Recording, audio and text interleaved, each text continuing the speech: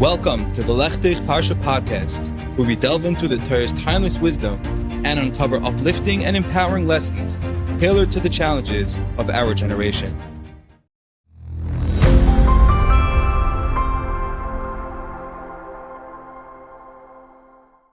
Agutin Erev Shabbos, Parshas Mishpatim, Tavshin Pei. I hope you're doing well. I hope you had a wonderful week. This week's shir is generously sponsored by my dear friend Rabbi Yehuda and Ricky Weiss of Jackson, New Jersey. Lili Nishmas, Yehuda's father, Rabbi Sol Doiv ben Liba, is Nisham having aliyah. May he be a milit zeisher for the entire mishpacha. Thank you to our corporate sponsors, the Hassan Zaltz Law Firm, T7 Capital, and Bluestone Brokerage. For future dedications, to sponsor the Lech Dich Weekly Parsha publication podcast, the Daily Mussar Shir, the Drops, the Footsteps of Greatness, the Lukuti Lech Dich, that's upcoming, our Purim edition, please reach out to 845-367-2959. I hope you enjoy this week's shir. Welcome back to the great MMM Chabura.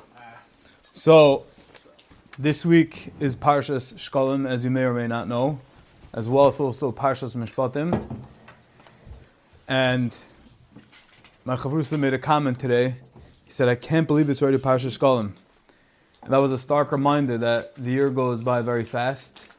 And it means it's already Parshas Shekalim, which is basically Purim, which is already basically Pesach. And then from Pesach, it's a quick Sfira hop to Shavuos. And then Shavuos is only 120 days before Yom Kippur. So, we have to live up every moment. But it's a reminder that the year isn't fast, the days go by, and the years go by, the weeks go by, and we have to chaperein. That's definitely the Yesod. Chaim. Definitely Chaim. Simchas. This year is sponsored by my dear friend, Rabbi Yehuda Weiss, and his wife Ricky out in Jackson, New Jersey. L'udan Ishmas, Yehuda's father, his neshama Shav and Aliyah. He should be a Meitz Eisher for his mishpacha and a schus for all of Klal Yisrael. Amen. So, I want to share with you this unbelievable Torah from the Maral. The Maral asks a kasha.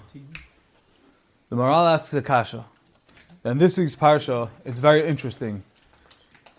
At the end of Parshas Yisroi, we had Kabbalah Torah, and then this week's parsha is Parshas Mishpatim, which literally means Mishpatim means laws, and we go straight to the parsha of Eved Ivri, and then we go to Chavala, Begapayave, Begapayetze, to hurting people, and then to Mazik, and then to digging pits, and people getting hurt, and goring, and animals, and stealing, Dal Vehei, Kefal, Bavakama, Bava, all the Nizikin. Asks the Maral a very fundamental question, which really should bother everyone. Why right after Kabbalah Torah? We're on the highest level, we were pure, we were receptive, we were claimed as the Am Nivchar, as Mamlechas Kahanim V'Goy Kadosh. Is it befitting for a Mamlechas Kahanim V'Goy Kadosh to be introduced the first thing right after? Is Eved Ivri, is Mazik, is goring and stealing. It seems like a very counterintuitive way to start our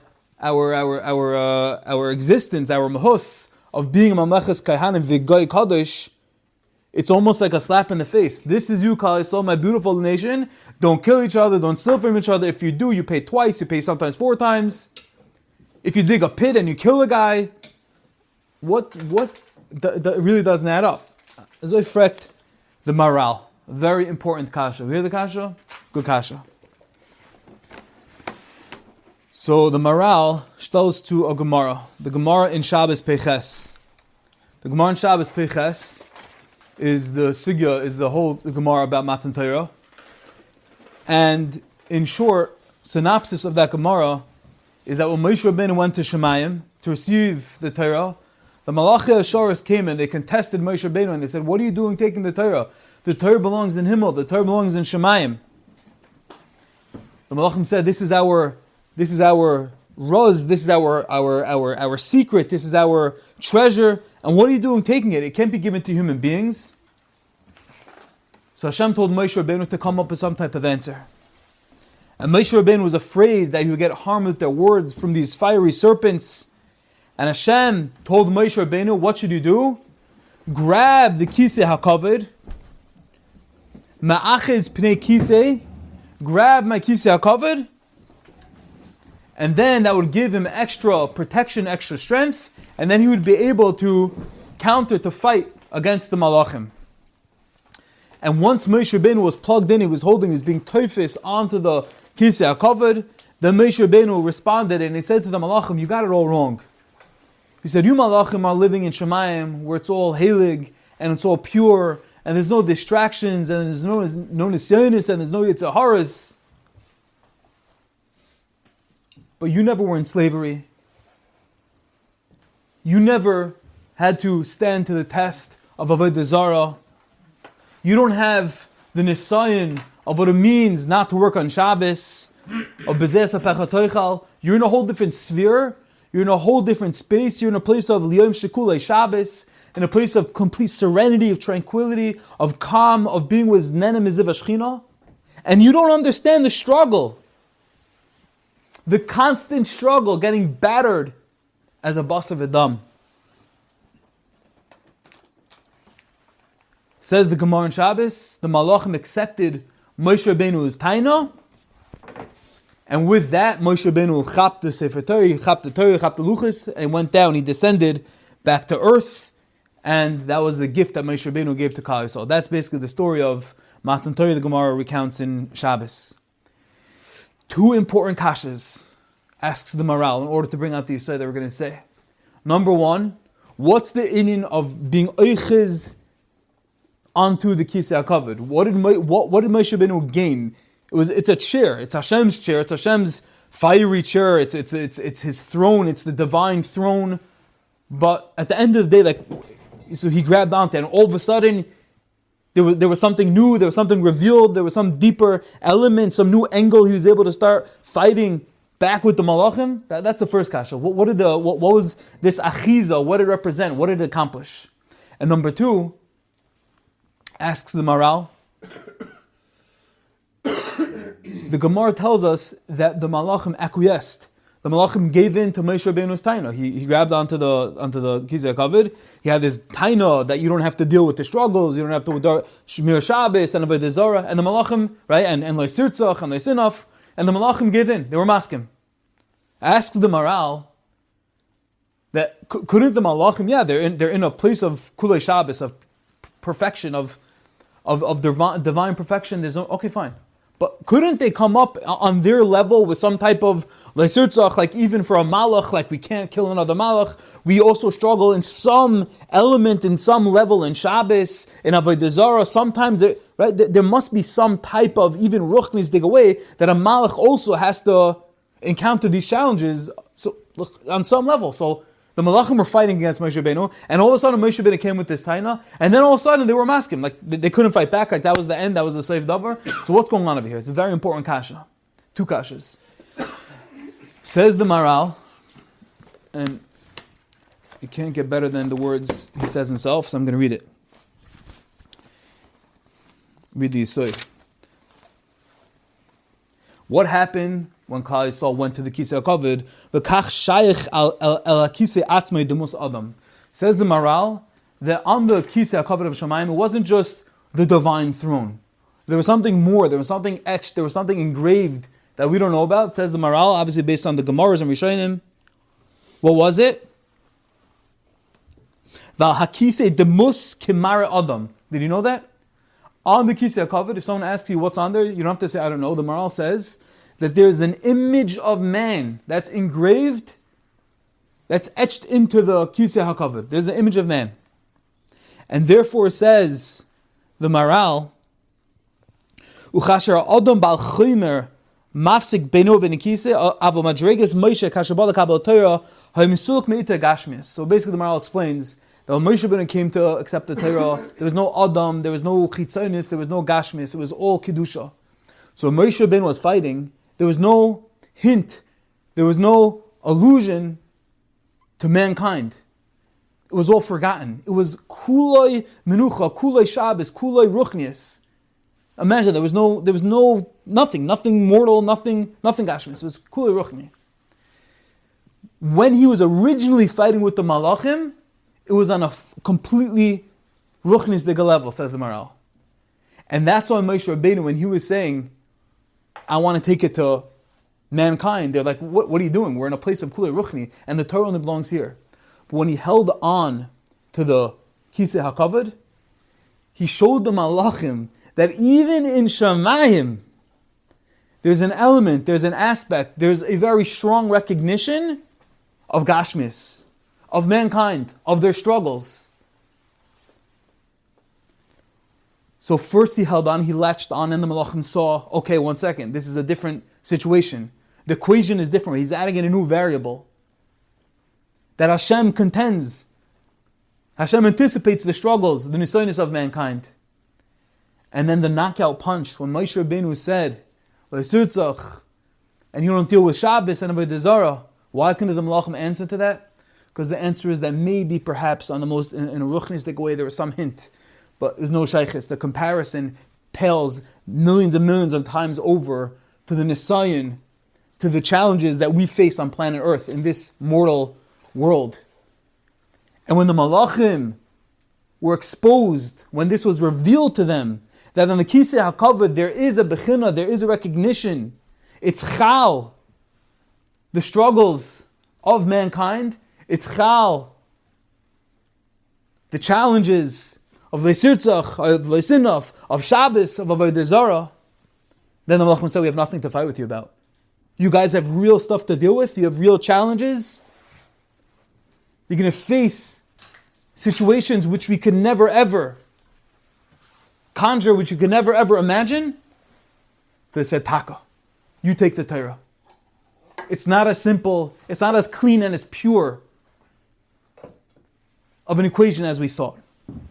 That's what the Maral says.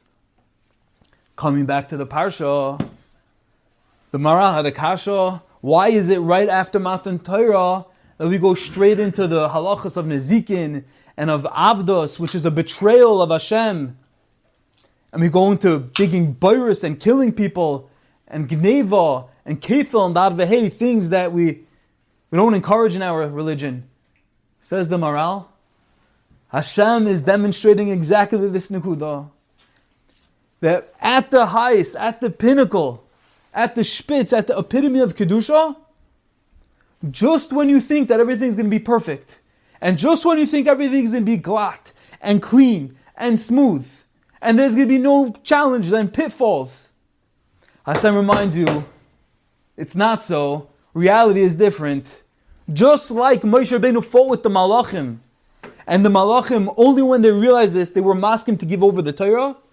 Hashem is telling us in this week's Parsha, from Yisrael to Mishpatim, from Kabbalas Torah, to the first mitzvahs. Hashem is saying, you're not Rishayim when you go through challenges. You're not Rishayim when you have Eved Ivri, when you have a bar and you have a ganif. These are challenges that you're going to inevitably encounter. Hashem anticipated them, and Hashem wanted us to be ready for the fight, ready for the battle. And this was the greatest demonstration of Hashem's consideration, of Hashem's realization of the struggle of mankind, the Ruchnius and the Gashmius, the dark and the light, the Yetzer Har and the Yetzer Tov. And Hashem said, I'm giving you the Torah and I know it's Helig, but I also know that I'm putting you in a world that's filled, Mole Vidagish, it's saturated, completely permeated and overflowing, and every second with nisoynis and challenges. And I want you to know that I'm here with you. And that's what Hashem is telling us. That's what it means going from Kabbalas Torah, which is the highest level, to the first mitzvah of being Eved Ivri, and then Bar and Mazik, to show that Hashem realizes and Hashem understands, and Hashem wants us, keep on going, and when it gets shver, and we forget, and we get discouraged, and we become despondent, keep on fighting. Hashem knows. That's exactly how Moshe Rabbeinu got the Torah. When he saw the divine, the face etched into the heavenly throne, when everything wasn't as pure and as simple and as straightforward as it seemed, when it was clear to the Malachim that it's not all about just being Nenem Zev Shechina, it's not always going to be like that. That's when Moshe Rabbeinu is able to chap the Torah. And that's the Torah that we have. And it's not there just to guide us in times when everything's perfect and we're on a high in Shavuos or on Purim or on Yom Kippur. But it's in the times where we're going through grind and we're going through whatever it is. Anxiety, depression, parnasa issues, shalom bayis, rejection, all these things. Hashem says, I'm with you. Hashem says, I know it's going to happen, but don't forget I love you. And don't forget you're still Li Kodesh Hem. You're still Mamlechet Kahana V'Goy Kadosh no matter what. Taking this a trot weiter. The Pel Yoetz, I don't have the Lashon in front of me, but the Pel Yoetz is unbelievable. If you don't learn the Sefer, I recommend you do so, because it's unbelievable. But he writes in the Inyan of, it's called, what does he call it? He calls it, I forgot what he calls it. It's the side of Klippas. He writes in his topic of Oichel or Gashmis, one of those. He writes that every single thing he gives them, every single thing we do, in the topic of Achila, making brachas, he says, when you're drinking seltzer, you're eating a piece of Mike's chicken, if you unlock and you unleash the hidden power that's in the Mike's chicken, then you be Mekadesh it. And everything that we do has that opportunity. We can either just go through it and just eat it and just be a fleishig mensch and just, like now we're fleishig, we can't eat Torah milk and just, or we can take it and mamish unlock with our bracha and our bracha achroina and our machshavos and every opportunity that we have in life, whether it's, especially during Shovim, it's Kedusha Seinaim, it's Inanei Torah, Kedusha, all these things. We have unlimited potential and opportunities to unlock and be Mekadesh.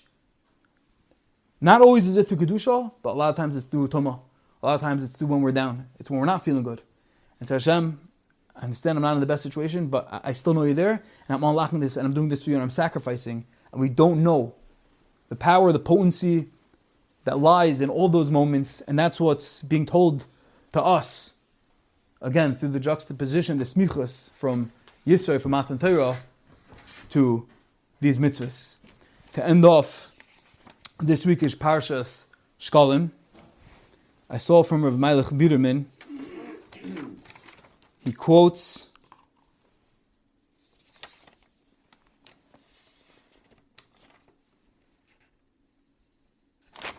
second.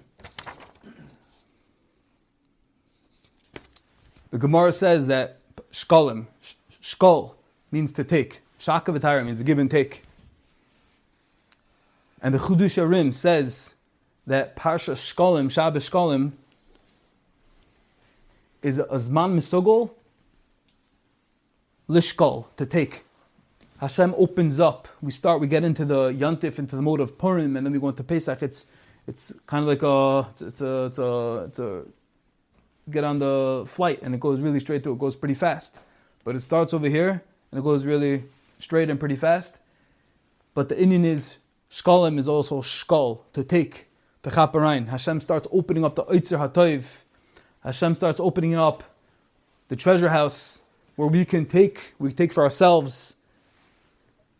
And the Chudushim used to look forward to this Shabbos where he literally felt he can open up the curtains and start nashing from Hashem's Oitzer. There was once a travel agent, and he was a very poor guy. He lost all of his money. He had a great business for a bunch of years. And at the end of time, years passed, and he did well, and then he lost his money, and somehow he finagled that he was going on a long flight, and with enough points, he was able to work it out that you get a first-class business seat. Because he's sitting up there in business class, feels like a real gvir, and someone that knows him well from town comes over to him and says, "Uncle, Meister stole a schlapper." The punch in the gut. He was feeling so good about himself. Put together, he hustled the points. He got this first class seat. One comment took him from here, from the top, and put him 6 feet under. What's the nimshal? The nimshal is that sometimes we have opportunities and Hashem's opening it up and we can take from there. But if we don't, if we neglect, if we turn a blind eye, intentionally, subconsciously, whatever it is, and we just keep on going through, then at the end of time, we can do band-aid type of situations and try to chaprayim mitzvahs at the end. But if we don't make real change, now through the parshas, through the mayadim, through what's being offered. When Hashem says, Shkol, Parshas Shekalim, take, then at the end of the day, we're still going to be a Nebuch, we're going to be a Schlepper. We didn't chaperein, we didn't take the mitzvahs, we didn't learn the Torah, we didn't utilize the opportunities that we have at hand. And Eibush is the helfin that with this realization that that Hashem chose us with our packages, with whatever struggle it is that we're all going through, whatever they may be, everyone goes through something. We should realize that Hashem is with us, that the Tzuras Adam, as the Maral says, is chakuk, is engraved, it's etched into the heavenly throne. And remember that it was through that when Moshe Rabbeinu held on, he was oichiz onto the Kisei HaKavod. It was only then that Malachim were maskim, which reminds us that the Torah was given with mankind, with basar v'dam in mind. And even when we fall, and even when we find life challenging, that's when the Torah is meant for us to tap into, to uplift us, and on Parshas Shekalim especially, to tap in, to be shkol, to take. And if we don't, then we're going to be like the schlepper in first class, where Hashem, we're going to say, Mais is still a schlepper. And now is the time to utilize it. May we tap in, take, be uplifted, and be the best we possibly can be. And in that schos, we should be zeichet to the long-awaited geula, and the arrival of Mashiach Tzedkenu, b'mher v'menu. Amen.